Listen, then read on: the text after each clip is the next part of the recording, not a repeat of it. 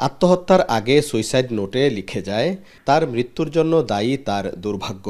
তার মরদেহ যেন কাটাছেঁড়া করা না হয়, কবরে যেন বেড়া দিয়ে রাখা হয়, যাতে কুকুর ঢুকতে না পারে। তবে কুকুর থেকে বাঁচতে চাইলেও মানুষ থেকে বাঁচতে পারেনি তরুণী। তার মরদেহের সঙ্গে ঘটেছে ধর্ষণের ঘটনা। তুমি একাই করছো?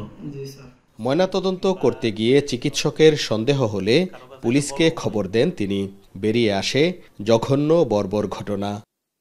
পুলিশ জানায়, গেল ১৯ অক্টোবর রাতে ময়মনসিংহের হালুয়াঘাটে আত্মহত্যা করেন ওই তরুণী।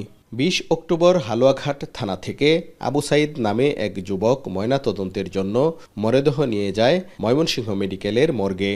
মরদেহ বুঝিয়ে দিয়ে যাওয়ার কিছুক্ষণ পর সেখানে আবারও প্রবেশ করে লাশ বহনকারী আবু সাইদ।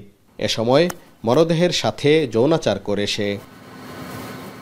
এ ঘটনায় এরই মধ্যে আদালতে স্বীকারোক্তিমূলক জবানবন্দি দিয়েছে অভিযুক্ত যুবক আবু সাইদ। সাহেবের সময় সে কাকে ফুবাম না, নাস্তা খাইছি একটু ঘুমামো ভিতরে। পরে আমি কই না, ঘুমানোর কোনো দরকার নাই। পরে দেন একটু ঘুমামো। আমি কই ঘুমাবি, কই ঘুমাবি? বারিন্দাত। আমরা ভাই কিছু দেখি না, আমরা গুনার কথা কইতাম না।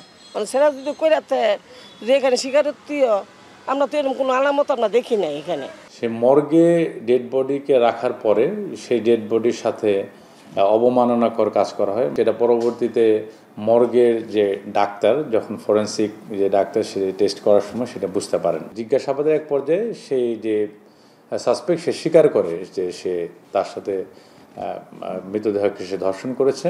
তবে ময়মনসিংহ মেডিকেল কলেজের ফরেনসিক মেডিসিন বিভাগের প্রধান জানান, ময়নাতদন্তে মরদেহে ধর্ষণের আলামত পাওয়া গেলেও কখন কোথায় এ ঘটনা ঘটেছে তা নিশ্চিত হওয়া যায়নি।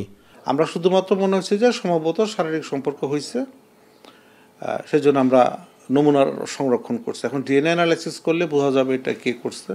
ঘটনা তদন্তে গাইনি বিভাগের অধ্যাপক ডাক্তার তানজিনা লতিফকে প্রধান করে ৩ সদস্যের কমিটি গঠন করেছে ময়মনসিংহ মেডিকেল কলেজ কর্তৃপক্ষ। কমিটিকে আগামী ৩ কার্যদিবসের মধ্যে তদন্ত প্রতিবেদন জমা দিতে বলা হয়েছে। হারুনুর রশিদ, এখন ময়মনসিংহ।